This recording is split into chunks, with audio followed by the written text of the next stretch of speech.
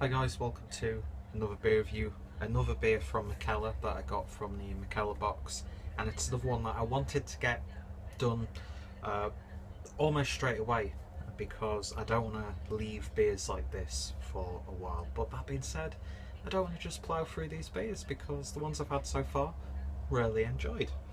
So yeah, going back over to Mikkeller, if you want a 25% discount on your first subscription box, I'm going to put my um, referral link down below, and yeah, you get 25% off your first box. So if any of the beers that I've reviewed, if you saw my live unboxing, that sort of thing, if any of these beers have interested you, then give them a try. Who knows what will be next month? I'd imagine with September being the next month, it's going to hopefully be darker beers. And yeah, and it's a great way to try out a brewery. It was for me anyway, and so far it's going pretty damn well. Way to age your own video there, Peter. So today we're having a look at the Mastodon Mother Puncher, which is an Indian Pale Ale brewed with passion fruit. So of course this is a collaboration between Mikkeller and the metal band Mastodon, who they're okay. I'm not really a massive metal guy. Closest, well, actually no, I do like yeah, bands like Iron Maiden, Judas Priest, some Metallica, Cadaver are a good one, and then you've got like the more sort of doomy side, which I like, especially Electric Wizard. I'd love to see someone do a beer with Electric Wizard. That'd be awesome. You could call it like sludgy milk stout or something like that. So Mikkeller, if you're watching this, get in touch with Electric Wizard and make us a nice like slushy oozy imperial stout. That'd be awesome. But yeah, Mastodon, not too bad, but not really my thing. I will of course put their links down below, but I'm guessing a lot of you guys already know who they are, and if you are a fan, I hope that little thing hasn't offended you. But yeah, I always like these collaborations between brewers and non-brewers, and from what I've heard, this is a fairly interesting beer. But I will say this before I even open it: although I've had passion fruit flavoured things and like maybe the odd smoothie that's had passion fruit in, I'm not really sure exactly what passion fruit tastes like. So bear that in mind when I do this beer review. Even though I have said in previous reviews that, oh, I'm getting a little bit of passion fruit, that's from what I remember of passion fruit flavourings and that sort of thing. So I'm not too sure how well I will be able to pick up on that specifically. But yeah, first and foremost, absolutely wonderfully designed can, really nice and simple. And you've got all the gubbins on the back. I just love the Mikkeller logo, just fantastic stuff. And yeah, 330ml can. This is clocking in at 6.6%, and this was brewed in Belgium in De Prof. So of course their links are going to be included also because they are churning out some great beers for people. Anyway, let's get this can opened and see what we get. I'm going to put a link down below to the sort of like promotional video that they did for this. Quite an entertaining little watch. And yeah, just thought I'd point that out. So I'll save a little bit in the glass and see if can and see how it changes. But a beer in the glass then, and that is a lovely sort of, well, it's what you'd expect from an IPA first and foremost. A lovely amber hues in there, nice little bit of an orangey look to it as well. It has got some haze, but it's not exactly the most haziest beer that you'll find. But if you can see inside, there's like a little cloud of particulates, which is really nice. So hopefully there's little bits and bobs in the can, because I do like to have all of that goodness in there. But yeah, looks like what you'd expect from a high quality IPA. Beer poured with about one finger's worth of a white frothy head, And yeah, certainly looks good. Let's see what we get on the aroma. Well, you definitely get that big IPA hoppy vibe coming from this one. There is this sort of like very slight sugary, fruity tone, which I will be attributing to the passion fruit. But yeah, it's definitely got that sort of like mixed fruit, tropical smoothie sort of aroma to it. So it's really in that ballpark. A little bit grassy, leafy as well. A lovely hint of grapefruit in there. And yeah, the more I'm smelling it now, it's one of those things where if you are familiar with something like passion fruit, you would probably be able to pick it up because there's a tone in there that I'm not completely 100% on. So I'm guessing that is what the passion fruit would be. Yeah, that's like tart bittery sort of aroma to it. Yeah, the more I'm smelling it, the more that characteristic is coming through. So what was the percentage that they've used of that? 5% was that, I think. Yeah, it's definitely coming through, and it's given a little bit of an edge on what is a really nicely hoppy IPA, first and foremost. Let's give it a taste. Cheers.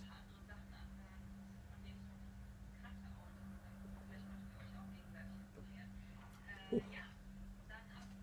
Yeah, you definitely getting that passion fruit. That is right up in the forefront. It's got a lovely, slight tart souriness. Sort of reminds me of my very brief experience with gooseberries, like that big hint of tartness up front. And I'm guessing that is the passion fruit because it's a really big kick. It's not a hoppy kick. It's not a hoppy bitterness either. It's that like you've had fruit, if that makes sense. I probably shouldn't have reviewed this, or at least I should have had a passion fruit before I did a review. But that's the Coolest Drinker, 110% professional.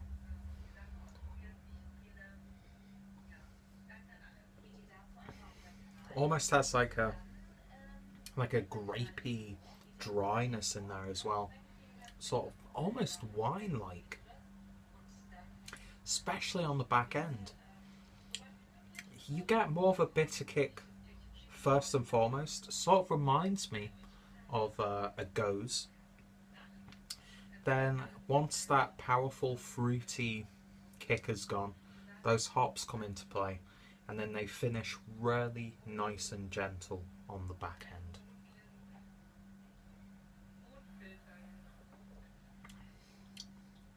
But yeah, it's very vinous. It's very grape-like. And it's definitely a tart IPA. I think it's supposed to be sort of like a...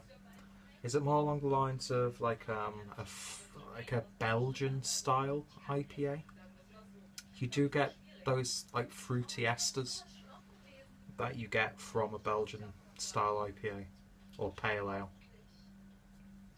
But that alcohol masked really, really nicely. It's not drinking like a 6.6% ABV IPA. The only thing that would probably make you want to take your time with this is that tartness that I'm getting in this one, and that slight sourness. But it never outstays its welcome. It's not an offensive flavour for me personally. That being said, this beer is a very acquired taste.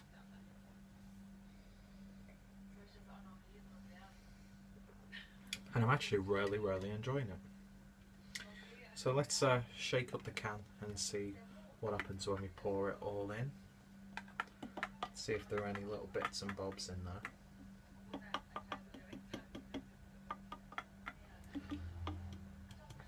Well, if I'm not mistaken... Oh god, that's tart. Jesus. that has maybe hazed up a little bit, but yeah, there are little tiny bits and bobs in there. Not many, but they're definitely in there.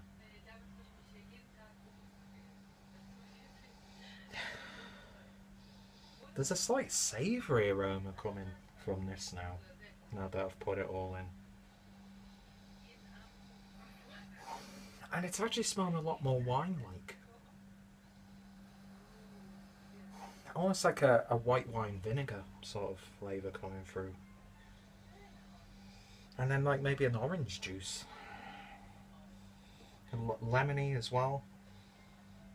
That is a really complex IPA. One more taste, I'll give it a rating.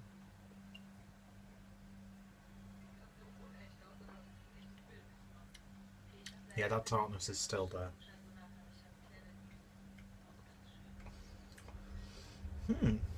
That's an intriguing IPA. It's probably one of the most interesting complex IPAs that I've had. And first and foremost, I'm not like completely in love with it. It is very solidly brewed. It's something a little bit different. It's a tasty beer nonetheless, but it is an acquired taste. And I'm going to put links down below to a few reviews from reviewers who actually know what they're talking about and have actually had experience with fruit. As you can see, that's fruit isn't one of my strong points. So if you want to get a little bit more of a what's the word, expert opinion on this beer, check out those links. But from me and from my perspective, as a beer to drink, it's a satisfying beer. A little bit puckering, quite dry on the back end as well. Plays into that wine character that I'm getting from this one, which I'm guessing is more towards the Belgian style. That's really in my head now, a Belgian style beer. It's prickly as well. It's just lovely. It's one of those things where every sip you take, you get something slightly different from it. So in terms of a rating then, on the Mastodon Mother Puncher, I'm going to give it a 7.5 out of 10. Maybe if I'd been a bit more well versed with passion fruits, can't even get my words out right now, then I would have probably been able to either give it a few more points or potentially take more points away. But as a beer, just to sit down and drink, it's definitely doing the job.